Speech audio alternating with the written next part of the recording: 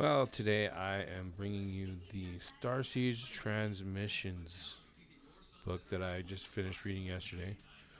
And it could be perceived as controversial. I also think it could be perceived as um,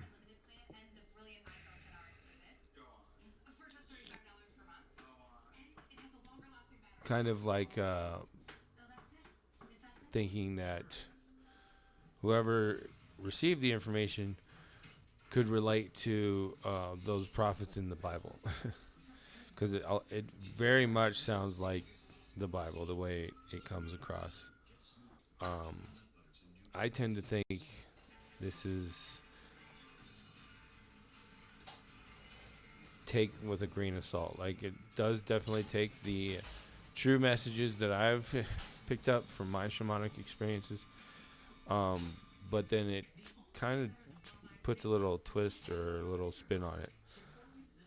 So I've written a review here on Goodreads.com. This book has great perceptions on what to consider for who or what is the reason for humanity. Problem I got from my shamanic experience is that it was the same message as before, but has been corrupted to take you away from your soul mission. It takes away personal soul mission and replaces it. I suggest reading it with discernment and not to take it literal. Just like the Bible, I suggest the message transmissions were from the tall, white, gray aliens, which at one point in our history tried to exterminate all us. It was like they were trying to keep us away from all that has been or will be by getting us to believe that we need to repeat what we have done over and over again while they stay in control of what is or what will be.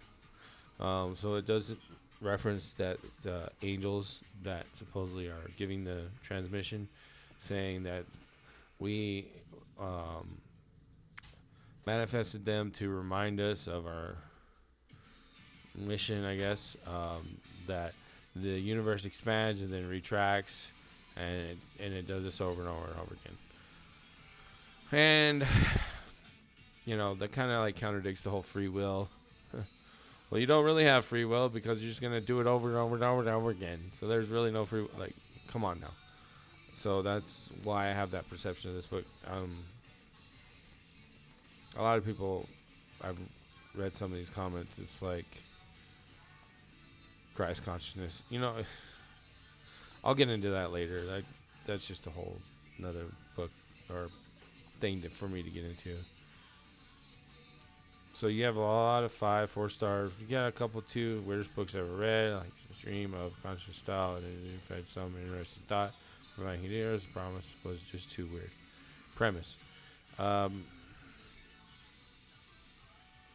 the one comment I liked though here was Stephanie McDonald here. Disappointing, it started awesome, but after chapter 9, I even thought of this before chapter 9. Like when I first started reading, I was like, wait, whoever got this transmission was definitely heavily under the influence of the Bible. 9 went fast downhill. At first, it seemed to be about how we are all cut from one fabric of consciousness, which is true, and different levels of awareness. Right. How human belief systems hold us back. Yes. How we are really galactic type beings with the potential for great leaps in consciousness and communication, etc. Good stuff. But then it turns into Jesus Fest. Remove your identity and free will and be possessed by Jesus. Only Jesus is the way. Yet we are all one, galactic, powerful, multi-dimensional, eternal beings still needing to be threatened with death, punishment, fear tactics while saying to remove fear. This becomes so hypocritical and ridiculous so quickly, all spoken channeled as coming from Jesus himself. This is more the same of old religious propaganda that butters you up and then tries to convert you to another belief system. Yes, absolutely. And me not forget to mention how the author said that instead of paying attention to quantum physics, we should instead wait for the animals to start literally speaking. What a joke. Yes. Listen, you are consciousness itself, the expression of unlimited potential itself.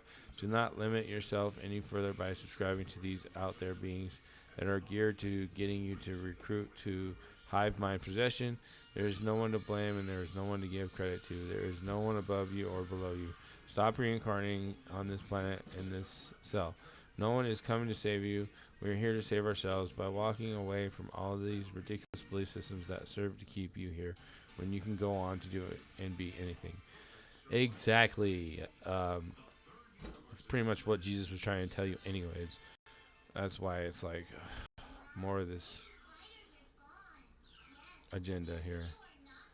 So, there you go. That's my experience. I take it with a grain of salt.